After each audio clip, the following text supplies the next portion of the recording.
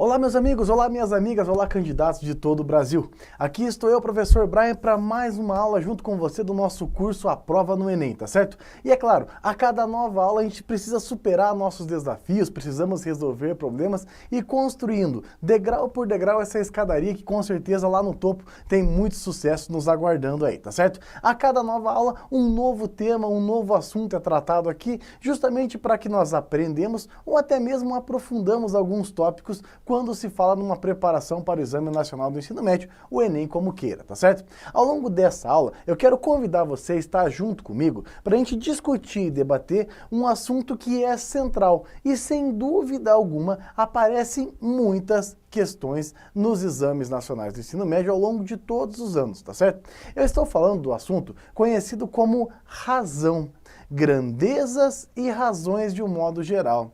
As razões, elas têm até um adjetivo interessante, são razões especiais. Olha, elas só são especiais porque elas aparecem muito em provas, em especial no Enem, tá certo? Então eu quero convidar você, venha comigo, vamos entender um pouco mais desse conceito que sem dúvida alguma é um alicerce e fundamenta tudo que vem pra frente na nossa preparação em matemática, tá certo? Venha comigo, vamos lá. Seguinte, ó.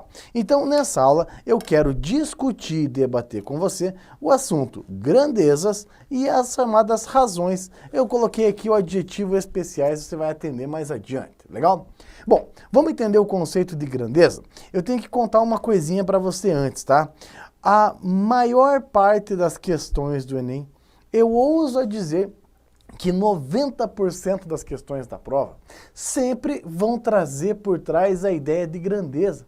O Exame Nacional do Ensino Médio, o Enem, não é uma prova qualquer. Ela é aplicada e, principalmente, ela é elaborada usando critérios bem definidos. E um dos critérios bem definidos que essa prova tem é a capacidade de medir nos alunos, nos candidatos, em você que está nos assistindo aí, a ideia de como ele resolve problemas. Por isso as questões sempre são muito aplicadas, diversificadas, trazendo diferentes contextos, mostrando várias situações. E todas elas trabalham com a ideia de grandeza. Puxa, Brian, mas eu não sei direito qual é a ideia de grandeza. Bom, não seja por isso, eu te mostro. Quando se fala na ideia de grandeza, é nada mais, nada menos, tudo aquilo que a gente pode medir ou contar. Se você preferir falar de uma outra forma, nós podemos chamar de grandeza tudo aquilo que a gente consegue representar usando números. Ou seja, um número associado a uma unidade de medida já pode falar por si só. Exemplos? Claro. Olha só. Comprimento. Ah, a minha casa tem 20 metros. A distância entre as cidades é de 8 quilômetros. Isso é representado numericamente. Nós podemos medir ou contar? Sim, então é promovida a grandeza. Veja outra ideia, ó. Massa, né, quilograma, grama. Temperatura, graus Celsius. Velocidade, quilômetro por hora, metro por segundo. Tudo isso pode ser medido ou contado, ou seja, pode ser quantificado, não é verdade?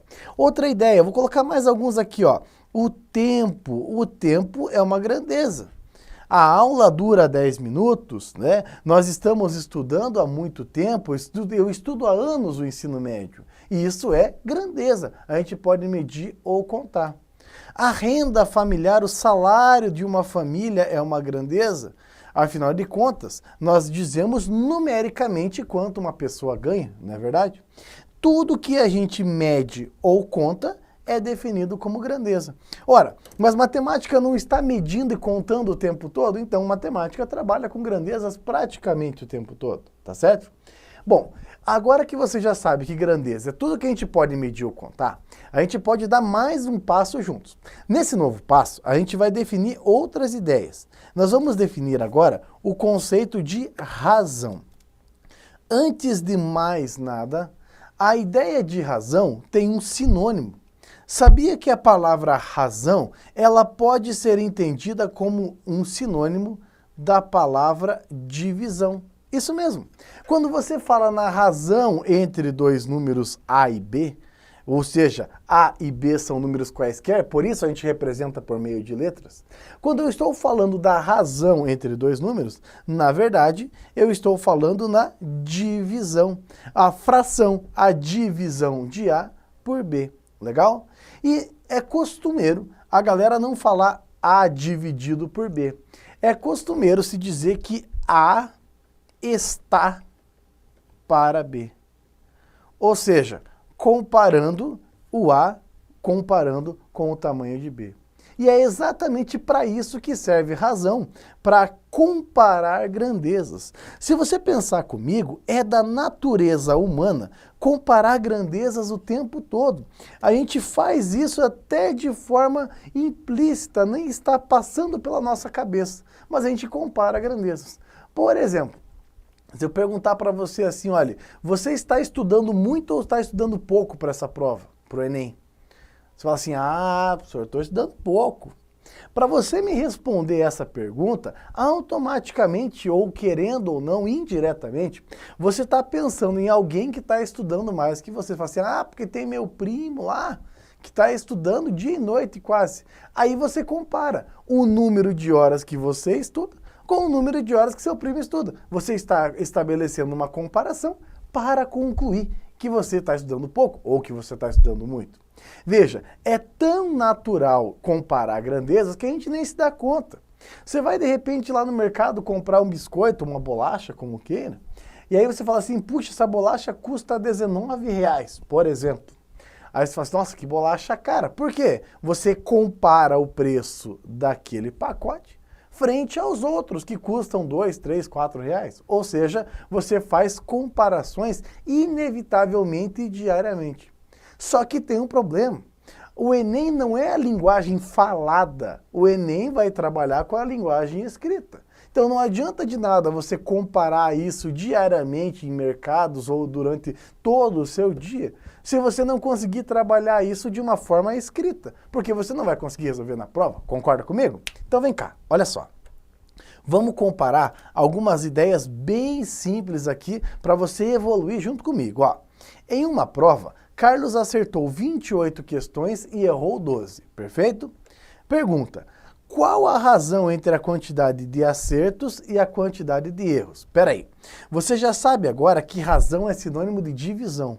Então eu estou fazendo a fração, a divisão, entre a quantidade de acertos e a quantidade de erros, legal? Quantos acertos ele teve? 28.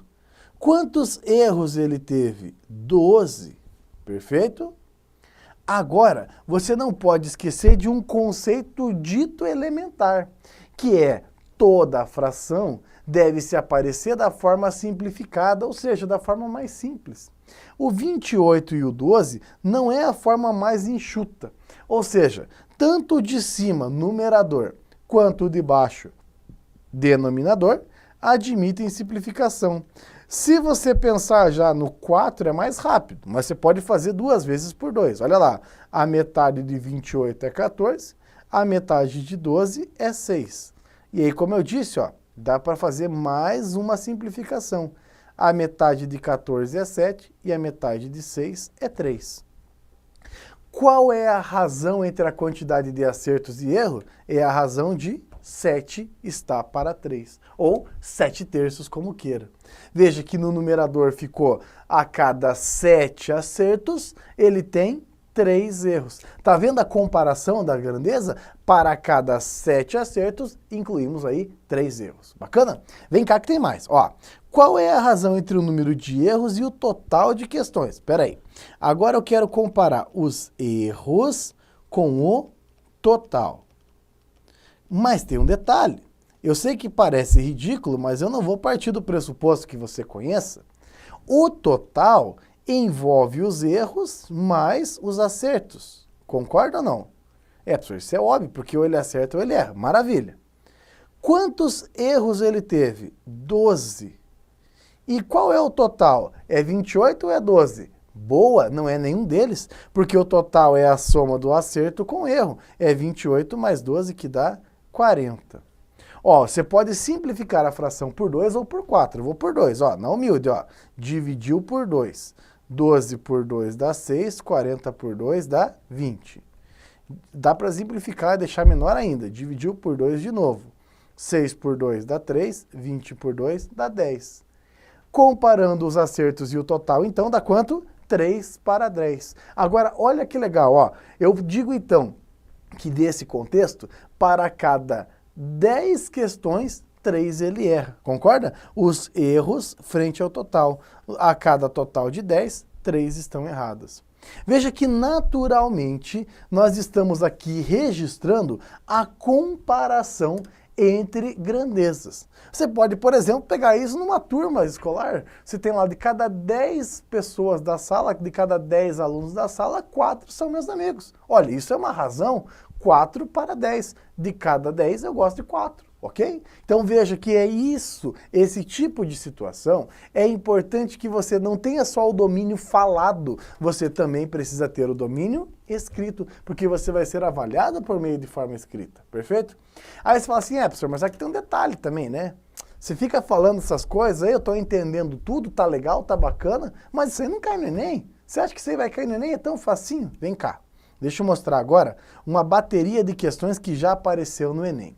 Bom, dentre tantos exemplos que eu tenho para mostrar para você, eu vou começar com esse que é muito importante, até porque a galera da geografia, a galera das ciências da natureza, usam demais isso, que é a história de brincar com a escala. Eu não sei onde você está nos assistindo, mas fica aqui meu muito obrigado, desde já, pela confiança, pelo carinho, viu? Por acreditar na gente e levar ele aí para dentro da sua casa, onde quer que você esteja, tá? Agora, eu vou falar para você da minha localização. As nossas aulas, elas estão sendo gravadas em Curitiba, capital do Paraná. Legal? Bom, vamos supor que você esteja assistindo a gente lá em Natal, no Rio Grande do Norte. Por que é necessário uma escala? Por que as pessoas usam escalas? Fácil. Porque eu preciso fazer uma relação entre o tamanho do mapa e o tamanho na escala real. Veja, o mapa do Brasil foi feito numa escala de 1 para 25 milhões. O que significa isso? Fácil. É que cada uma unidade de mapa corresponde a 25 milhões de unidades na escala real. Então, você vai lá e mede aqui, ó. Eu vou medir de uma forma até meio grosseira, mas eu tenho a distância de 6,5 centímetros. Isso é uma medição feita no mapa. Na escala real é óbvio que a distância de Curitiba até Natal, no Rio Grande do Norte, não é de 6,5 centímetros, porque eu preciso multiplicar por quanto? Por 25 milhões. Ou seja, a distância real é de 25 milhões vezes o 6,5. Legal? Então, repare, 6,5 multiplicado por 25 milhões daria lá algo mais de 162 milhões aí, 162.500 aproximadamente em milhões, tá certo? Então, note, essa é uma das relações muito usadas para a gente interpretar cartografia, por exemplo. Já o mapa do Rio de Janeiro está numa escala de 1 para 4 milhões. E agora é inevitável fazer uma pergunta a você que está nos assistindo e nos prestigiando. Qual dessas escalas eu posso dizer que é a escala maior? A de 25 milhões ou a de 4 milhões? E aí, qual dessas escalas é a maior? A de 25 ou a de 4 milhões? O que você acha? Você fala assim, professor, essa é fácil, né? Quanto maior o número, maior a escala. Então, a escala de 1 para 25 milhões é a maior. Vamos ver? Veja lá, escala maior e a escala menor. Professor, você errou. Não pode. Como que a escala de 25 milhões ela é menor que a escala de 4 milhões? Isso é fácil de te explicar. Entenda e veja comigo. Se você pega 1 e divide por 4 milhões. Pensa bem, 1 dividido por 4 milhões de pessoas, R$1 dividido para 4 milhões de pessoas. Dá um valor muito, muito pequeno. Só que veja agora, se você pegar a mesma quantia e dividir em 25 milhões. Não vai dar um valor menor ainda? Concorda ou não? Vamos pensar em um salário? Pegue um salário da sua família e divida em 4 milhões de pessoas. Fala assim, professor, não vai sobrar nada pra gente. Se você dividir em 25 milhões, vai sobrar menos ainda. Repare que aqui eu tenho uma relação muito importante, que é quanto maior é o denominador, menor será o resultado. É só você pensar, quanto mais pessoas você leva para almoçar na sua casa, menos comida sobra para você. Eu sei que é algo meio egoísta, mas essa é a ideia. Se você leva 10 pessoas para almoçar, ou se você leva 100 pessoas para almoçar, quanto mais pessoas, menos comida vai ter. Concorda? Para repartir entre a galera, né? Então, menos comida sobra para você. Então, por isso, a escala maior é aquela que tem o menor número do denominador. E não se esqueça, essa notação que você vê é exatamente a mesma notação que eu apresentei para você, tá? Os dois pontinhos ali entram com uma ideia da fração, tá certo? Agora, vamos ser específicos, vamos pegar questões do Exame Nacional do Ensino Médio para a gente discutir e debater aqui, tá? Olha só, começando com essa questão do Enem. Nunca vai aparecer questões do Enem que não tenham um contexto, que não tenham uma situação problema, tá? Isso é comum e inerente no Enem. Todas as questões vão trazer alguma coisa, alguma aplicação, algum contexto, alguma situação, problema. Então, isso caracteriza a prova. Por isso tem, às vezes, enunciados extensos, às vezes tem questões que você tem que ler gráfico, tabela, analisar diagrama, e tudo isso faz parte da prova, tá? Olha só essa primeira questão. Em um certo teatro, as poltronas foram divididas em setores.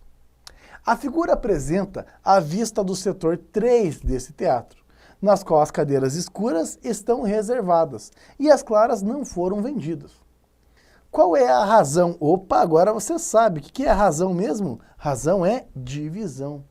Qual é a divisão que representa a quantidade de cadeiras reservadas no setor 3 em relação ao total de cadeiras? Olha lá, eu estou comparando as reservadas com o total. Oh, mas pensa comigo, ó, vamos contar as reservadas. 1, 2, 3, 4, 5, 6, 7, 8, 9, 10, 11, 12, 13, 14, 15, 16, 17. São 17 em um total de quanto? Vamos lá? Eu tenho 10 na horizontal, perfeito? Eu tenho 7 na vertical. Então, eu tenho 10 vezes 7, eu tenho um total de 70 cadeiras. Como 17 é um número primo, o que é primo? É aquele número que só aceita divisão por 1 e por ele mesmo, ou seja, aqueles números que têm dois divisores diferentes, tá? 17 em 70 já está da forma irredutível, portanto, o gabarito da questão é a letra A. Veja que o próprio Exame Nacional do Ensino Médio sabe e valoriza que razão é a comparação, é a divisão entre duas grandezas, duas coisas que a gente pode medir ou contar, beleza? Vamos para frente, olha lá.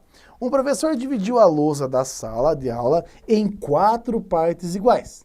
Em seguida, preencheu 75% dela com conceitos e explicações conforme a figura seguinte. Algum tempo depois, o professor apagou a lousa por completo e, adotando um procedimento semelhante ao anterior, voltou a preenchê-la, mas dessa vez ocupando 40% do espaço dela. Eu quero saber qual é a representação possível para esse novo cenário, onde eu tenho 40%. Lembra que eu falei no início de tudo que a gente ia discutir algumas razões especiais? Elas são especiais porque elas aparecem muito mais do que outras. A primeira delas é escalas. Escalas a gente precisa discutir e debater com mais profundidade. A segunda razão especial é essa razão conhecida como porcentagem, que também merece um capítulo especial na nossa preparação, porque é um tema muito cobrado. Você sabe o que é o porcento ou não? Sabe o que significa porcento? Olhe, De uma forma muito simples, porcento significa divisão por 100. Então, quando eu falo em 40%, eu estou falando em 40 dividido por 100. Perfeito? 30% é 30 por 100, 8% é 8 por 100. Ou seja, vamos simplificar agora. Ó, dá para dividir por 10 o numerador e o denominador, por isso que corta um zero. Então eu tenho 4 décimos. Tanto o 4 quanto o 10 são números pares, então aceitam divisão por 2. Dividindo por 2 vai ficar 4 por 2 dá 2, 10 dividido por 2 dá 5. 2 quintos. 2 quintos. Nós repartimos a lousa em quantas partes? Em 5 partes. E preenchemos quantas delas? 2. Aonde está o 2 quintos? Na letra C. Olha lá, ó. Repartimos em 5 partes e preenchemos 2. Perfeito? Razão é divisão. Porcento é uma divisão especial porque é uma divisão por 100. Legal? Para frente? Claro, vamos lá. Cerca de 20 milhões de brasileiros vivem na região coberta pela Caatinga, em quase 800 mil quilômetros quadrados de área. Quando não chove, o homem do sertão e sua família precisam caminhar quilômetros em busca de água dos açudes. A irregularidade climática é um dos fatores que mais interferem na vida do sertanejo. Segundo esse levantamento, eu quero saber qual é a densidade demográfica da região coberta pela Caatinga. Só assim, pô, mas é matemática ou geografia isso aí? Cara, densidade demográfica é mais uma daquelas razões promovidas a, isso mesmo, especiais. Então tá aqui, ó, densidade demográfica é mais uma daquelas razões especiais. Não sou professor de geografia, tá?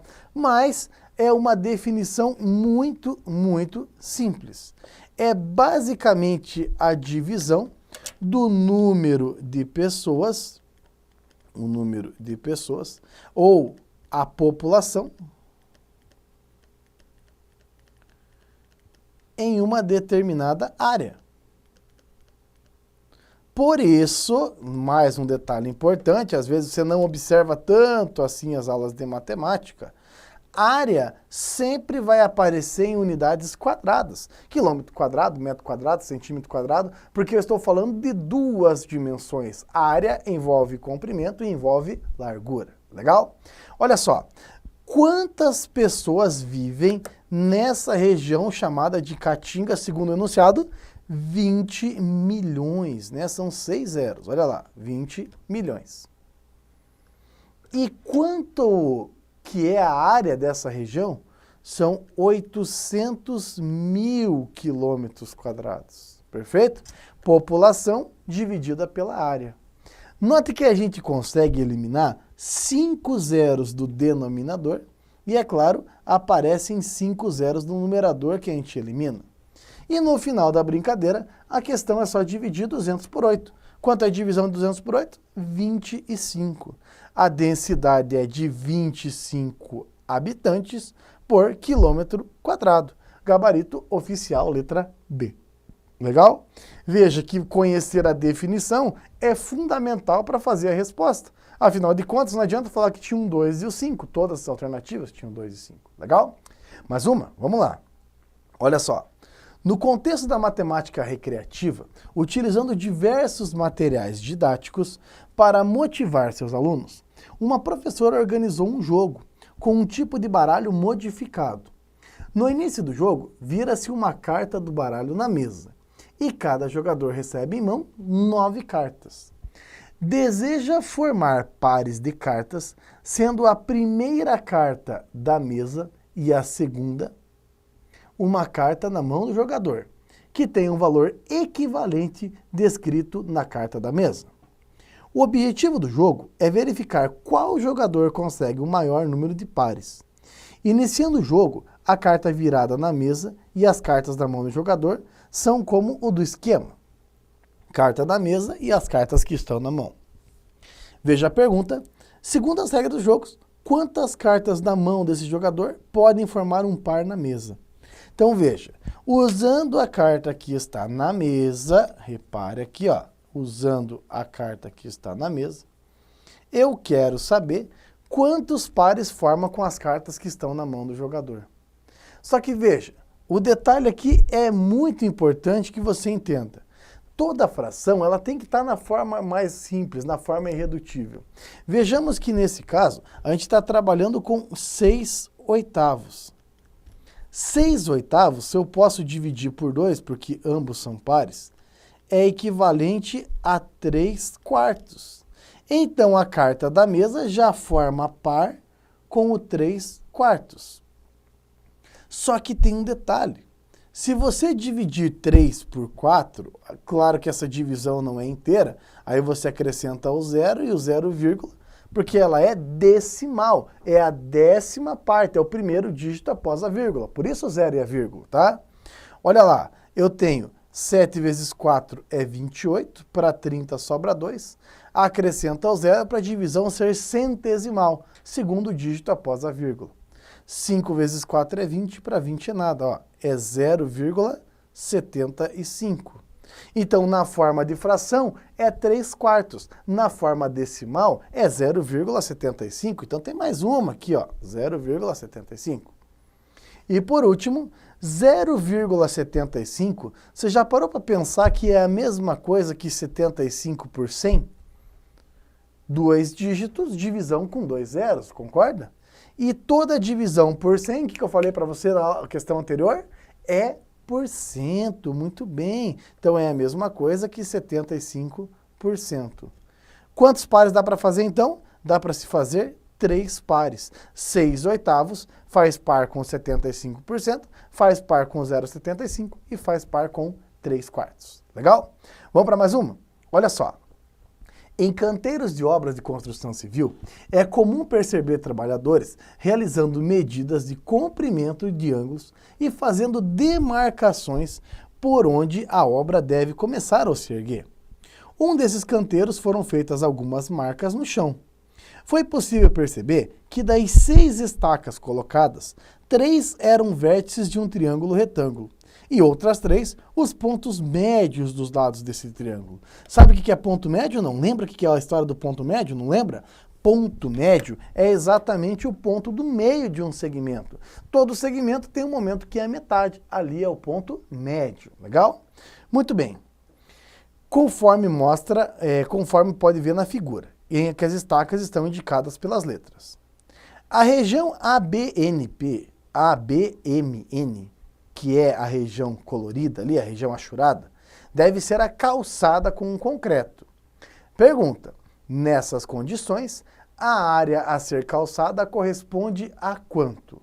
A letra A, letra B, letra C, letra D ou letra E? Veja só, eu quero saber qual é a relação que existe entre a área pintada e a área não pintada. Vamos lá. Seguinte, se esses pontos são os pontos médios, veja que você vai perceber facilmente comigo que a medida do segmento A até N é a mesma medida por ser paralela ao segmento BM. Por isso eu estou assinalando com um risquinho aqui, ó. Da mesma forma que é o ponto médio, a medida AP é exatamente igualzinha à medida MN.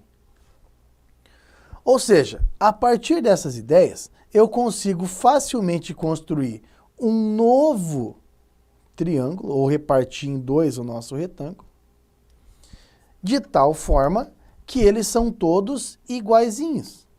Repare, ó, eu tenho alguns segmentos que têm a mesma medida. Vamos lá?